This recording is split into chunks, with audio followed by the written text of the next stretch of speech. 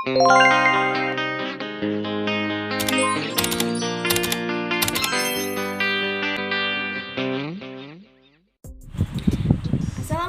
warahmatullahi wabarakatuh. Hai teman-teman, kembali lagi di channel YouTube saya Dwi Artikayani. Baiklah, pada kesempatan kali ini saya akan menjelaskan bab ke-12, yaitu kepemimpinan sekolah efektif. Baiklah, kita langsung ke materi yang pertama. Baiklah, yang ke A yaitu konsep kepemimpinan. Kepemimpinan atau leadership merupakan hal yang sangat penting di dalam sebuah lembaga pendidikan.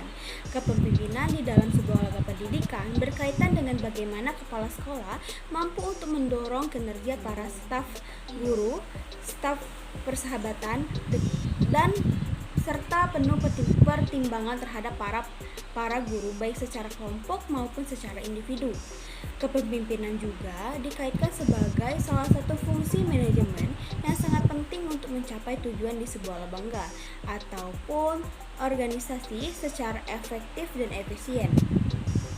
Baiklah, materi yang selanjutnya yaitu faktor yang bisa mempengaruhi perilaku pemimpin, yaitu yang pertama faktor internal, merupakan faktor yang berasal dari pemimpinan itu sendiri. Misalnya, pentingnya tentang kepemimpinan, orang yang mengadakan sebagai status dan hak tidak akan sama perilakunya dengan orang yang memandang kepemimpinan sebagai pelayanan bagi kesetaraan orang-orangnya. Dan yang kedua yaitu nilai atau hal yang dikejar dalam kepemimpinan. Seorang pemimpin yang menganggap prestasi kelompok merupakan hal yang harus dikejar akan berbeda dari pimpinan yang lebih menghargai kekurangan orang-orangnya. Dan yang ke-C yaitu cara orang menduduki pangkat kepemimpinannya. Orang yang memimpin karena dianggap bukan orang yang kecakapan akan berbeda dari orang yang menjadi pimpinan karena dicakap sudah terbukti. Dan yang kedua yaitu faktor yang berasal dari kelompok yang dipimpin.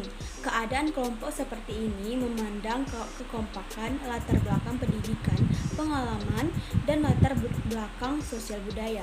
Dan yang ketiga yaitu faktor lembaga yang dipimpin seperti jenis, tujuan, sekolah, kurikulum. Dan yang keempat, faktor-faktor legal. Seseorang pemimpin pendidikan akan beradaptasi dengan peraturan-peraturan formal dari instansi struktur di atasnya dan akan mempengaruhi perilakunya, misalnya PP, UU, dan kebijakan lainnya. Dan yang kelima, faktor lingkungan, merupakan keadaan masyarakat sekitarnya, misalnya ekonomi, pandangan masyarakat, pendidikan masyarakat. Dan yang keenam, faktor perubahan dan pembaruan dari teori dan bidang pembaruan atau bidang pendidikan seperti perubahan kurikulum, kemajuan iptek. Dan yang ke-C yaitu teori kepemimpinan. Yang pertama ada teori terkemuka, Gradman Theory. Kelompok teori ini disusun berdasarkan cara induktif dengan mempelajari sifat-sifat yang menonjol dari pimpinan atau keberhasilan yang dijamin, terutama kemampuan dalam pemimpin. Dan yang kedua ada teori lingkungan, Haverford and Theory. Dalam teori ini dikatakan bahwa munculnya pimpinan itu merupakan hasil dari sebuah proses, waktu, tempatnya, dan situasi dari kondisi. Dan yang ketiga yaitu teori pribadi dan situasi. Teori ini merupakan kombinasi dari dua teori di atas. Teori ini pada dasarnya mengakui bahwa kepemimpinan merupakan gabungan dari faktor-faktor. Yang pertama, peran atau sifat pribadi kepemimpinan. Dan yang kedua, sifat dari kelompok dan anggota. Dan yang ketiga, kejadian atau masalah-masalah yang dihadapi kelompok. Seseorang akan berhasil dalam kepemimpinan apabila ia bakat pemimpin sejak lahir, kemudian dikembangkan melalui pendidikan, pelatihan, dan pengembangan. Dan materi yang berikutnya yaitu D, syarat dan prinsip kepemimpinan pendidikan. Yang pertama ialah seorang pemimpin harus memiliki kepribadian yang terpuji, antara lain periang, ramah, bersemangat, berani, murah hati, sopan, dan percaya diri, dan memiliki kepekaan sosial yang tinggi. Dan yang kedua, paham dan mengatasi tujuan untuk menghendaki tercapainya atau mampu mengkoordinasi kepada bawahan dan sektor lainnya. Dan yang ketiga yaitu memiliki wawasan yang luas di bidang tugasnya dan bidang-bidang lainnya. Dan yang keempat, berpegang pada prinsip-prinsip umum pendidikan yang meliputi konstruktif, kooperatif, kreatif, partisipatif, dan yang lebih baik lagi profesional. Dan yang ke-E yaitu fungsi kepemimpinan. Yang pertama yaitu fungsi instruksi. Fungsi ini bersifat komunikasi satu arah. Pimpinan sebagai komunikator merupakan pihak yang menentukan apa, bagaimana, bila mana, dan di mana perintah itu dikerjakan agar keputusan dapat dilakukan secara efektif. Dan yang kedua, fungsi konsultatif. Fungsi ini bersifat komunikasi dua arah. Konsultasi itu dimaksud untuk memperoleh masukan berupa umpan balik atau feedback untuk memperbaiki dan menyempurnakan keputusan yang ditetapkan dan dilaksanakan. Dan yang ketiga yaitu fungsi partisipasi. Dalam fungsi ini pimpinan berusaha mengaktifkan orang-orang yang dipimpinnya. Berpartisipasi tidak berarti bebas melakukan semuanya, tetapi dilakukan secara terkendali dan terarah, berupa kerjasama dengan tidak menyapai atau mengambil tugas pokok. Dan yang keempat yaitu fungsi delegasi. Fungsi ini dilaksanakan dengan memberikannya pelimpahan wewenang atau membuat ketetapan keputusan baik melalui persetujuan maupun tidak di atasan.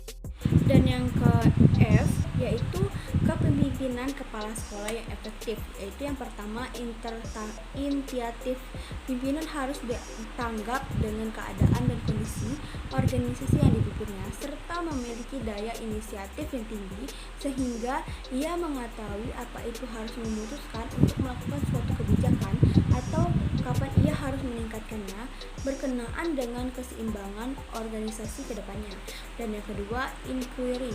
Dalam pimpinan, maka seorang pemimpin harus memiliki informasi yang komparatif tentang hal yang menjadi tanggung jawabnya, sehingga memiliki pengetahuan tentang berbagai masalah yang terjadi dalam organisasi dan prosedur. Untuk mengendali informasi yang komparatif, kebutuhan kekuatan meliputi dan menganalisis data yang diperoleh agar tidak salah dalam sebuah kebijakan berkaitan dengan tanggung jawabnya. Dan yang ketiga yaitu advokasi. Dukungan saat dibutuhkan dalam kepemimpinan. Banyak situasi menunjukkan bahwa seorang pemimpin kadang-kadang kurang percaya diri dengan perubahan dan kebijakan yang ia putuskan karena dirinya memiliki dukungan yang maksimal dalam kelompoknya. Bahkan daerah komerasi saat ini didukung memiliki peran yang sangat menentukan terhadap jalannya sebuah kepemimpinan. Dan yang keempat, konfliksi solving. Pemimpin selain memiliki inisiatif dan kreatif, juga ditentukan harus memiliki kemampuan untuk memecahkan masalah dalam organisasi, baik disebut bersifat internal maupun eksternal. Dan yang kelima, decision making. Seorang pemimpin dalam berjalannya ronda kepemimpinannya dituntut harus memiliki kemampuan dalam memutuskan suatu baik di jalan organisasi dan kepemimpinan yang terjadi dan bertanggung jawab. Dan keenam, ciri Queen atau jiwa kritis ini menentukan kejelian pemimpin dalam mampu sebuah organisasi. Lalu ia dituntut menjadi jeli dan teliti dalam menjalankan organisasi. Yang G yaitu kunci sukses kepemimpinan. Yang pertama, perhatikan yang positif dan jangan menyatakan bodoh pada bawahan atau mengatakan kritik tegas. Dan yang kedua, menyediakan waktu khusus untuk bawahannya. Dan yang ketiga, mengetahui niat dan bakat. Dan yang keempat, solusi sopan, bertindak aplomati. Dan yang kelima, perkuatlah rasa percaya diri pada orang lain. Dan yang keenam, membantu pekerja dengan baik, yaitu gaya kepemimpinan. Tipe orange merupakan pimpinan yang berbuat keputusan sendiri karena kekuatan keputusan dalam diri atau orang lain. Ia memikul tanggung jawab dan wewenang dipenuh dan wewenang penuh. Dan kedua, demokratis, merupakan pimpinan yang berkonsultasi dengan kelompoknya masalah yang menarik perhatian mereka serta mereka dapat menyimbangkan sesuatu. Dan ketiga, kendali bebas atau laissez-faire, merupakan pimpinan yang memberi kekuasaan pada bawahannya. Kelompok dapat mengembangkan secara sendiri dan memecahkan masalah sendiri. Dan yang keempat yaitu tipe post-demokratis. Tipe ini disebut juga tipe demokratis. Seseorang pemimpin mempunyai tipe hanya menampakkannya saja demokratis, padahal sebenarnya tidak bersifat author atau overt. Baiklah, terima kasih. Itulah tadi pembahasan dari materi saya. Saya ucapkan terima kasih. Wassalamualaikum warahmatullahi wabarakatuh.